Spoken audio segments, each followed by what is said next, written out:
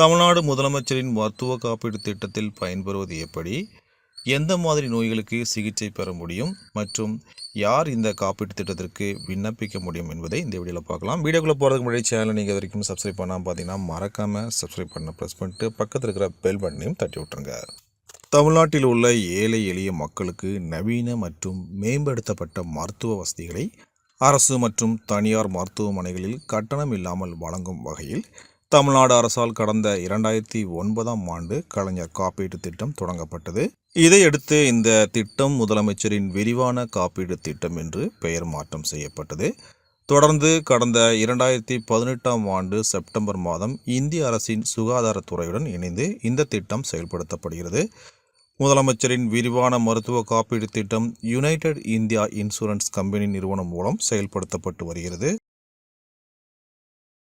பச்சிளங்குழந்தைகளுக்கான சிகிச்சை முறை உட்பட 1027 சிகிச்சை முறைகளுக்கும் 154 தொடர் சிகிச்சை வழிமுறைகளுக்கும் மற்றும் 38 அறிதல் கண்டுபிடிப்பு முறைகளுக்கும் இந்த காப்பீட்டு திட்டத்தின் மூலம் பயன்பெறலாம். குறிப்பாக குழந்தைகள் முதல் முதியவர் வரை அனைத்து வயதினருக்கும் இதய, நரம்பு, சிறுநீரக நோய்கள் அறுவை சிகிச்சைகளுக்கு உதவி பெறலாம். அங்கீகரிக்கப்பட்டுள்ள மருத்துவமனைகளில் குறிப்பிட்ட நோய்களுக்கு கட்டணமில்லா மருத்துவ சிகிச்சை அளிக்கப்படுகிறது. ஒரு குடும்பத்திற்கு ஒரு ஆண்டிற்கு ரூபாய் 5 லட்சம் வரையிலான சிகிச்சைகளை பெறலாம்.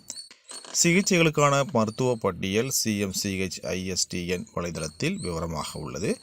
யார் இந்த காப்பீட்டு திட்டத்திற்கு விண்ணப்பிக்க முடியும் அப்படின்னு பார்த்தீங்கன்னா, இத்திட்டத்தின்படி ஆண்டு வருமானம் ரூபாய் 1.20 லட்சம் வரை உள்ள குடும்பத்தினர் ரூபாய் 5 லட்சம் வரை தனியார் மற்றும் அரசு மருத்துவமனைகளில் சிகிச்சை பெறலாம். இந்த காப்பீட்டு அட்டையை பெறுவதற்கு எவ்வாறு விண்ணப்பிப்பது அப்படின்னு பார்க்கலாம்.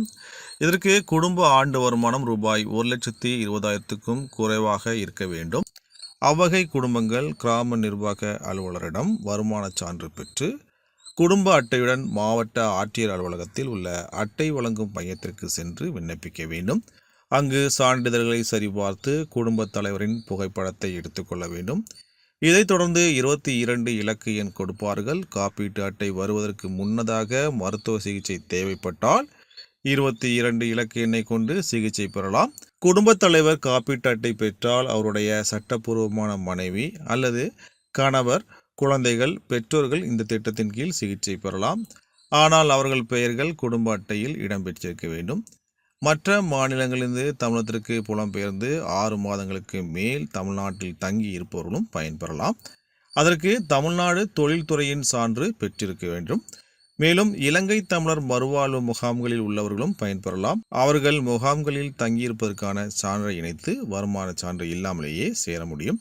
உதவி மற்றும் தொடர்புக்கு இந்த திட்டம் பற்றிய விவரங்களை அறிவதற்கும் குறைகளை தெரிவிப்பதற்கும் 24 மணி நேரம் தொடர்ந்து இயங்கிக் கொண்டிருக்கும் கட்டணமில்லா அழைப்பு மையத்தை தொலைபேசி எண் 1800-425-3993 மூலம் தொடர்பு கொள்ளலாம். மேலும் இத்திட்டம் குறித்த விரிவான தகவல்களை www.cmchistn.com என்கிற இணையதளத்தில் அறியலாம். இதில் ஆதார் எண் இணைப்பு, விண்ணப்பத்தின் தற்போதைய நிலை, காப்பீட்டு அட்டை செயல்பாட்டு நிலை, சிகிச்சை பெறும் நோய்களின் விவரம் உள்ளிட்டவற்றையும் இணையதளத்தில் அறிந்து கொள்ளலாம்.